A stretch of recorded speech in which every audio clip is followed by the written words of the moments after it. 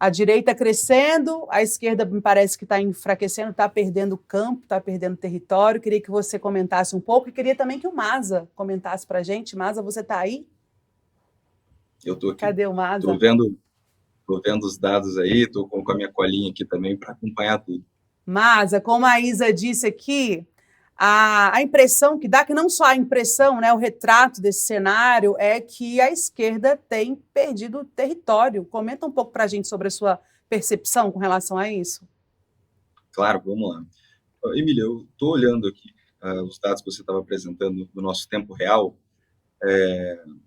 e pelo que eu contei aqui até agora, o PL está disputando 9 prefeituras nesse segundo turno, e dos resultados que saíram até agora, são 4 derrotas e 2 vitórias, né? O PL, assim, geralmente, candidatos bem bolsonaristas.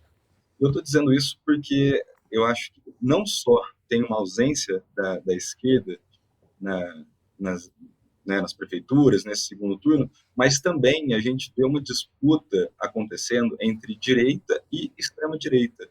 Acho que esse é um fato bem interessante para a gente perceber, e parte dessas derrotas, o PL, por exemplo, tem, né, desse dado que eu trouxe aqui, das 9 capitais, por enquanto a gente tem 4 derrotas e 2 vitórias, são derrotas para o que a gente pode chamar de centrão, não necessariamente o comportamento político do candidato, mas a estrutura partidária de partidos grandes e há muito tempo na política, como o MDB, enfim, os partidos grandes que a gente tem nesse jogo eleitoral do segundo turno. Por exemplo, eu vou destacar aqui, estou falando e olhando aqui ao mesmo tempo.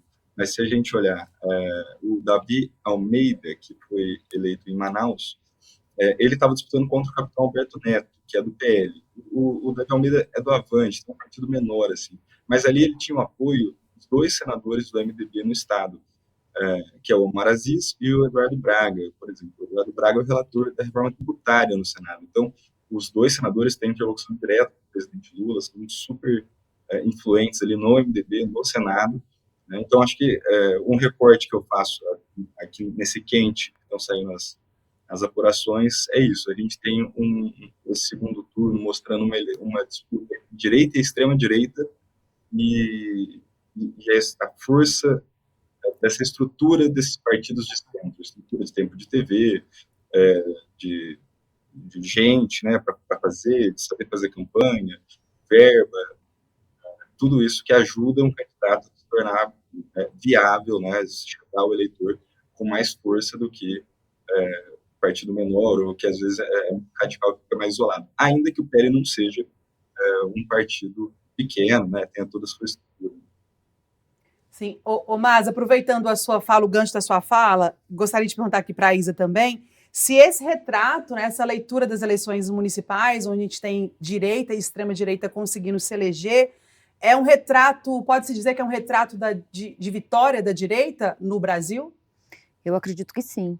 Eu concordo com a análise do Maza. Isso, inclusive, ajuda a gente a entender a espécie de ausência da esquerda em determinadas capitais históricas, inclusive, né, que tinham bastante importância do ponto de vista da atuação da esquerda. Mas tem uma coisa que eu vou complementar o que o Maza trouxe, que é o que tem sido chamado essa eleição de 2024 como a eleição do orçamento secreto. O que isso significa? O que isso quer dizer? Quer dizer basicamente o seguinte, mais ou menos desde 2014, então já faz 10 anos que a gente está vendo esse movimento, ele começou com o Eduardo Cunha, que é de aumentar cada vez mais digamos, a posição, né, a possibilidade de atuação no orçamento público por parte do Congresso.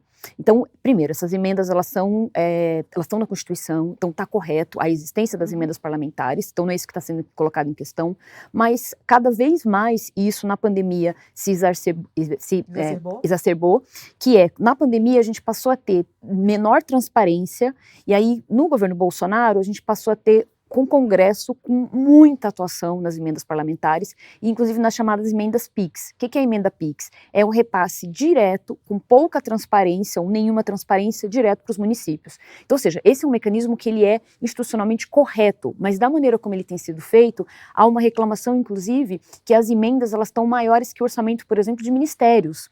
Então, no final das contas, essa eleição é a primeira eleição que a gente vai ver dos resultados do orçamento secreto, ou seja, principalmente da atuação do Congresso, de pessoas que estão no Congresso, né, então principalmente deputados federais, atuando nos seus locais e apoiando determinados prefeitos à reeleição ou eleição. É um resultado do orçamento secreto, como você disse aqui, e quais pontos, né, quais pontos mais a esquerda tem se enfraquecido no Brasil? Por quê? Além dessa questão que você disse aqui, Isa. Acho que tem uma questão que é basicamente relacionada a esse avanço, digamos assim, do centrão, né, que o Maza inclusive apontou. Então, junto com a questão do orçamento secreto, ou seja, se a gente pode pensar, o que o orçamento secreto materializa de fato na vida das pessoas? Não são exatamente grandes obras, mas são coisas, por exemplo, de infraestrutura, que podem ser pequenas nacionalmente, mas que no local fazem muita diferença. Então, por exemplo, é a mudança de asfalto nas ruas, questões relacionadas à infraestrutura no sistema de saúde, no atendimento médico. Então, a gente tem isso. Por outro lado, a gente tem um fortalecimento do chamado centrão. E aí o centrão é uma coisa muito complexa, porque para alguns analistas, isso que a gente chama de centrão, que seriam os partidos de centro, eles são de centro, então a gente pode dizer que talvez essa perspectiva seria uma vitória do centro, um avanço, um fortalecimento do centro no interior do país, mas para outros analistas a gente está falando de centro-direita, e em certa medida até direita. Então depende um pouco de como é que a gente está olhando o que a gente chama de centrão. Mas o fato é que a gente tem um fortalecimento não só da extrema-direita ou da direita de uma maneira mais ampla, mas desse fenômeno que a gente chama de centrão também. Maza, quer complementar o que a Isa disse aqui?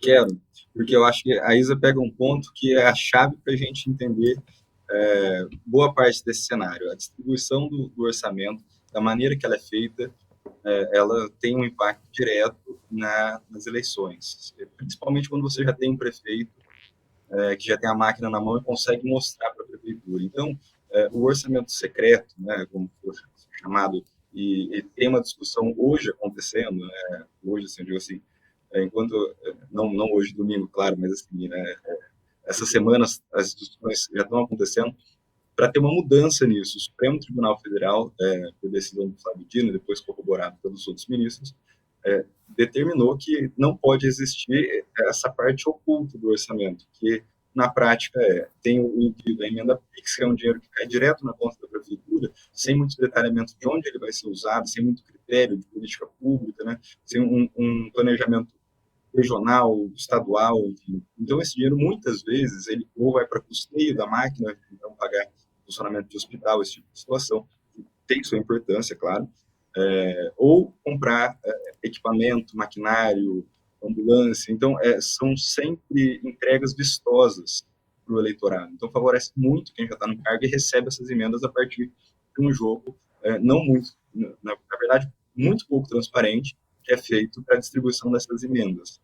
Então, eu queria fazer esse complemento, porque realmente esse ponto que a Isa trouxe, acho que ajuda a gente a entender isso tudo. Não por acaso o Supremo está em cima da questão, né? Não olhando pelo resultado eleitoral, não é isso que o Supremo está preocupado, com a transparência, para se saber se o dinheiro quem está mandando dinheiro para onde, como se fiscaliza esse dinheiro, né? Uma decisão que a Rosa Weber, que era ministra até o final, até o começo do governo Lula, ela já tinha tomado essa decisão no final de 22, não foi cumprida, e agora o ministro Flávio Dino tem insistido nisso, e treme as estruturas de Brasília, ainda que não seja um assunto que tome todos os holofotes, eu acho que o de Brasília fica assim, polvoroso para se achar um caminho por isso, porque essa capacidade de influenciar eleições, e aí o deputado tendo um leque de prefeituras eleitas, são palanques que ele tem para fazer a próxima candidatura a deputado, governador, senador, o que quer que seja.